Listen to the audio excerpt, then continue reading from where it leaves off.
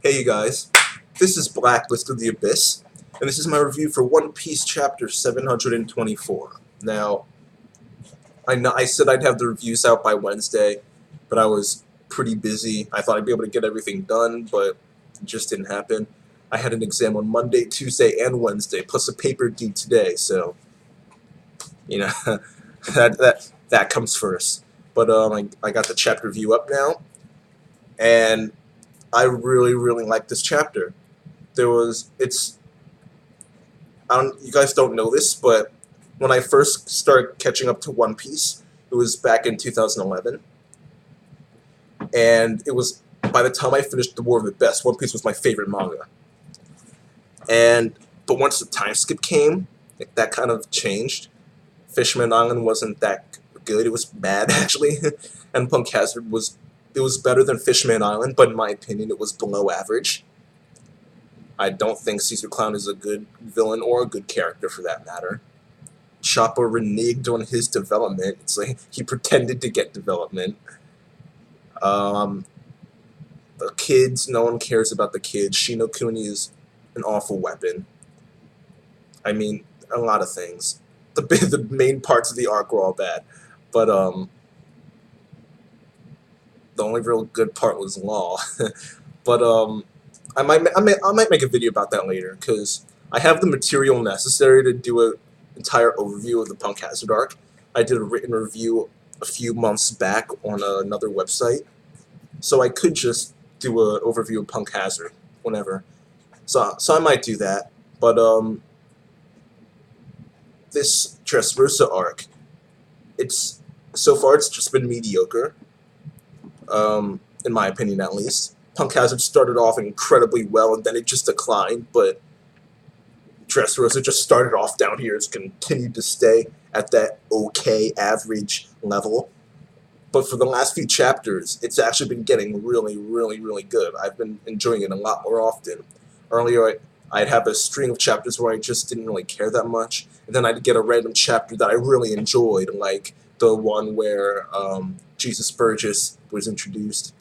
So, but this is different though. The last few chapters have been really good, and this one was no exception to that. It starts off with Doflamingo and Sanji's confrontation. Sanji's he actually gets a couple hits in. He does, but Doflamingo takes him easily, and he just hits him with 5 colored strings, and then he uses his strings to free Sanji midair, so he's just trapped. But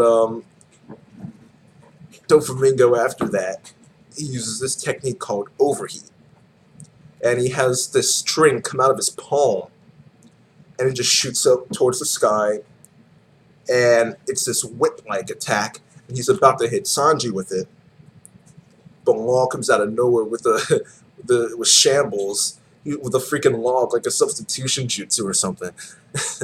He substitutes Doflamingo with himself, and then Doflamingo again with the log. So Doflamingo misses Sanji completely, and he actually ends up taking out a building all the way in Dressrosa. So, and then Law is up where Sanji is. He takes Sanji, flies, and Caesar Clown, and flies back to the ship. And there was a little joke in here that I found pretty funny, where Caesar Clown lands on the ship. He's like, "Oh man, not this place again. Oh, Jola, you're here. Please help me." And then Jola's like, "Hey, I am literally in the same boat as you." So I found that pretty funny. But Law tells him that, Doflamingo is here. He's coming after you guys. You need to leave right now and head to Zoe. And Nami actually has a really good moment here where she displays a decent amount of loyalty. She goes, our captain is here. We're not leaving him behind. We're called the Straw Hat Pirates for a reason. We're not leaving until Luffy's back. And I'm assuming she's including Zoro and Robin and Usopp and everyone and Frankie in that as well. But right after she says that, these battleships come in, and Fujitora comes in with them. These meteors start falling, and she's like, "Screw loyalty, we're leaving right now. We could be the Curly Hat Pirates for all I care." So that was kind of funny. Law protects him with his rune. He uses tact to send the meteors into the battleships, which are floating, by the way. So for everyone saying that Fujitora's power is gravity, whether it's his power or the sword's power, who knows? We still can't really confirm anything yet.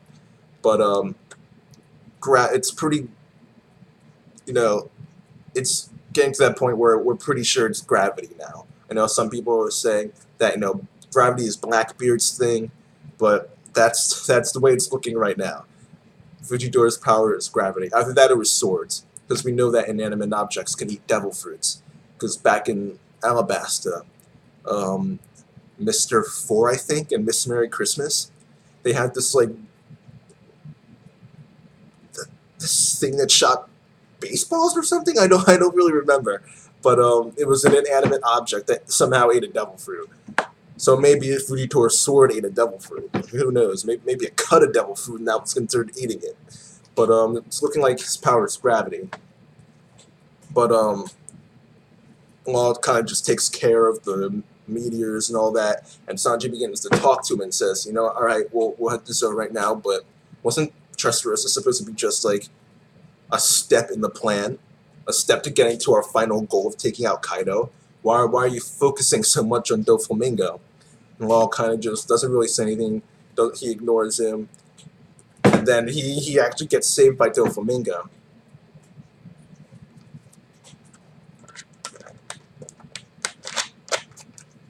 Fujitora ends up heading back to Dressrosa, which actually, let me talk about that first, because Fujitora, he's, Law is sending his meteors right back at him, and he's just sitting there eating ramen or something, and he's incredibly calm. I was checking time. He's incredibly calm, and we know from Aokiji and Kizaru and Akainu that admirals are incredibly strong. They're OPs. They're incredibly OP. So we know that Fujitora is OP too, and for him to be this calm in this situation, it's incredibly obvious that he's not even trying. So we haven't even seen even a little bit of the full extent of his powers yet. So it'll be interesting to see that in the future, and I'm looking forward to it. But he ends up leaving and going to Dressrosa. So now it's just Doflamingo, and he comes back and uses Overheat again. But Law is actually able to stop it. Gotta get Tensuzangetsu. Alright, so Law is able to stop Overheat with his sword, which is pretty impressive because, like I said before, Doflamingo was able to destroy a building with that. So Law was able to stop the same attack that destroyed a building miles away. So that's impressive on his part.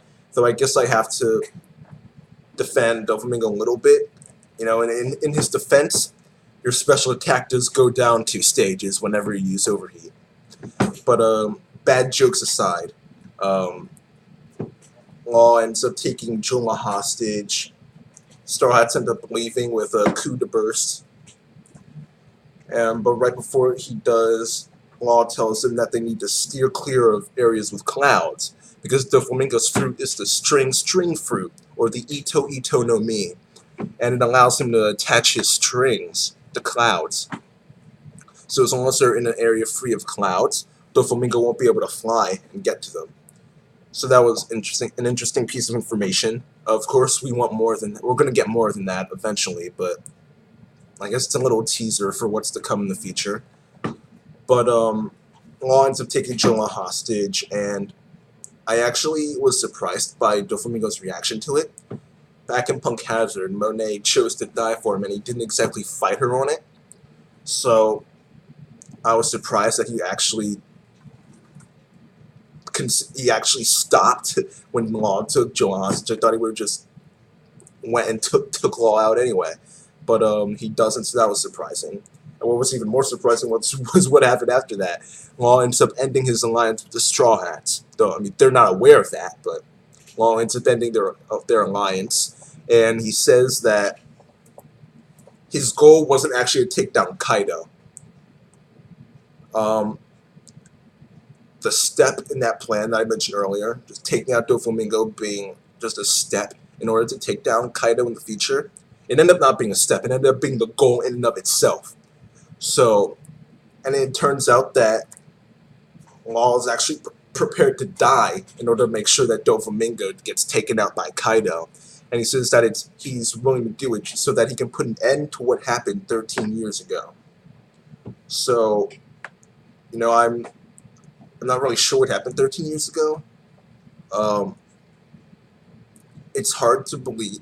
I mean, it's something. Obviously, it's something important for Law to be prepared to die in order to get revenge for whatever happened. But at the same time, Law joined up with Doflamingo, and Doflamingo, he even reserved the seat of hearts for Law. So clearly, whatever happened 13 years ago wasn't something so serious that he would always keep in his mind the possibility of Law betraying him. Because if he did, he wouldn't have reserved the seat of hearts for him. But obviously it was something important, or else Law wouldn't be willing to go this far just to make sure Doflamingo gets taken down. So I'm interested in what Oda's gonna reveal about Law's past. And one other minor thing that happened in the chapter was Sanji. After the Straw Hats coup to burst and they leave, Sanji has a transponder snail, a Dendemushi, and he's calling someone. We don't know who he's calling. I'm assuming maybe he's going to call like Robin or someone, or we don't really know, maybe Usopp, but I'm assuming he's going to, oh, maybe even Zoro and the samurai, whose name I don't remember because after Punk Hazard I kind of stopped caring about him. Oh, Kinemon, that's it, Kinemon. Maybe he's calling Kinemon and Zoro. We don't really know, but we'll find out sooner or later. He's probably going to tell them what the situation's like right now, tell them that they need to hurry up and destroy the factory so that they can leave, get out, and head to Zou. Or maybe just tell them that they're going to go to Zou first and then pick them up later to stay hidden, make sure they don't get into any trouble, which isn't going to happen because they're the Straw Hats. But, yeah, so that's pretty much the chapter. I thought it was great. Personally, I'd give this chapter a 9 out of 10. I thought it was great. Doflamingo, Law, Sanji, even Nami. You know, there was a lot of greatness in this chapter, so yeah, that's it. I'm giving this chapter of One Piece a 9 out of 10. I mentioned this in my other 2 reviews, but the Hunter x Hunter review is going to go up at some point, and I'm probably going to make a reaction video to the first episode of Unbreakable Machine Doll as well. I read the manga adaptation, because it's actually a light novel, but it has a manga adaptation, and I read that, and knowing what I know from the manga, I was kind of disappointed by how it was adapted in the anime. Especially, but you know, I'll just go into details when I make the video. But those 2 will be going up at some point, and that's it for now. Rate, comment, subscribe, and I'll see you later.